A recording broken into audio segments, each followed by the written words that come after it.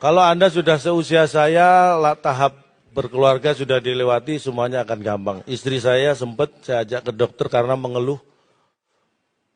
Setelah konsultasi saya tunggu dulu, stres kata dokter, stres. Terus saya tanya hasilnya apa? Stres, disuruh ngajak jalan-jalan kemana kek? Ke luar negeri, ke Eropa, ke Asia Tenggara, kemana pun lah. Akhirnya tanya, kita kemana Pak? Kita ke dokter lain aja lah. Ini kayaknya dokter nambah stres, istri hilang pindah ke saya ya kan. Makanya kadang-kadang saya sering bingung sama solusi dari dokter. Makanya saya nggak pernah pengen jadi dokter. Dan nggak pernah ada satu dokter pun yang pengen jadi saya. Kayak istri saya itu selalu nunggu hal-hal yang nggak mungkin. Istri saya itu kalau minta duit nggak pernah saya kasih. Tapi tiap hari minta duit kan aneh. Sudah tahu nggak dikasih, tiap hari minta duit kan konyol. Akhirnya dia belajar dan sekarang udah pinter nyari duit. Makanya saya nyimpen di mana aja ketemu. Pinter banget istri saya. Kan? Karena sering nonton stand up, istri saya itu kalau minta apa-apa itu nyindir. Pak, inget ya, perhiasan paling indah di dunia ini adalah istri yang solehah. Makanya kalau ingin istrimu solehah, sering berikan perhiasan. Saya nggak mau kalah, saya orang punya prinsip, silent is gold. Diam itu emas. Jadi ketika istri saya minta emas, saya diem aja. Saya orang yang menghargai prestasi. Saya pertama kali punya handphone, nggak sembarangan. Saya ini orang yang berprestasi. Saya juara 1 lomba lari dulu, dapat handphone. Saingannya nggak tanggung-tanggung. Orang satu kampung, polisi sama pemilik handphone. Ya saya dulu copet. Loh, untung saya juara 1 larinya. Kalau enggak saya udah dibakar massa. Pesannya apa? Untuk hal yang negatif saja kita butuh prestasi, apalagi hal positif. Ya, ingat itu. Makanya saya orang yang gak suka dibelas kasihannya, apapun harus karena prestasi. Dulu background saya, mohon maaf, saya sejak SD sampai SMA saya selalu ranking. Kadang 40, kadang 39 ya. Tapi saya Olimpiade Matematika, saya ingat betul, mulai SD SMP selalu dikirim mewakili sekolah. Dan saya selalu juara 1, lomba lari. Ya karena begitu Olimpiade Matematika dibagi soalnya, saya langsung lari.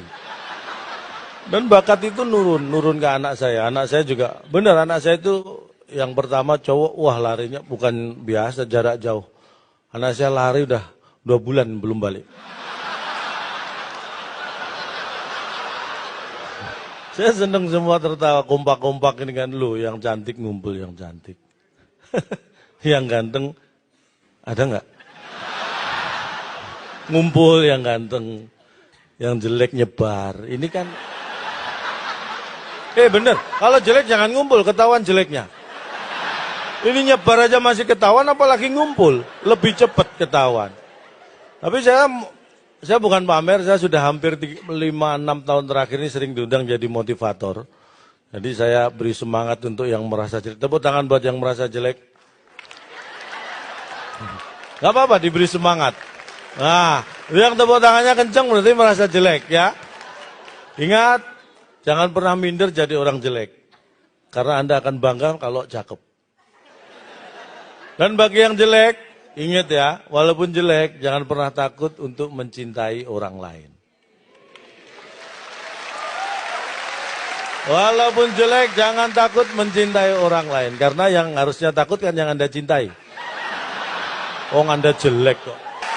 Yang terakhir yang ingin saya sampaikan, handphone yang Anda perlu ketahui, di tangan laki-laki dan di tangan perempuan, sama-sama bentuknya, sama-sama fungsinya, sama-sama harganya, sama-sama tipenya, tapi bisa berbeda motivasi penggunaannya. Sebagai contoh, handphone di tangan wanita, handphone di tangan istri saya dan di tangan saya bisa berbeda. Kalau misalnya sama-sama telepon, istri telepon saya, wanita telepon pasangannya, itu untuk memastikan pasangannya ada di mana, dalam keadaan bagaimana, supaya hatinya tenang. Jadi kalau istri saya telepon saya, Pak, di mana? Oh, lagi tampil di Stand Up Battle Indonesia. Tenang istri saya, karena pasangannya sehat, sedang bekerja, dalam keadaan baik-baik saja. Hatinya tenang. Tapi kalau handphone di tangan saya, sama-sama tujuannya membuat hati saya tenang. Tapi motivasinya adalah untuk memastikan istri tidak ada di sekitar saya. Jadi kalau saya telepon istri, Ma di mana? Di rumah masak, tenang. Dan yang terakhir, ingin saya sampaikan, jangan pernah berhenti untuk berpikir, karena kalau Anda berhenti untuk berpikir, berarti Anda ingin hidup Anda berhenti. Don't stop thinking, don't think you can stop, because if you stop think, your thinking is stop.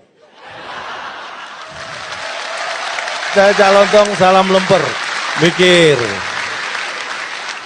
Dan kita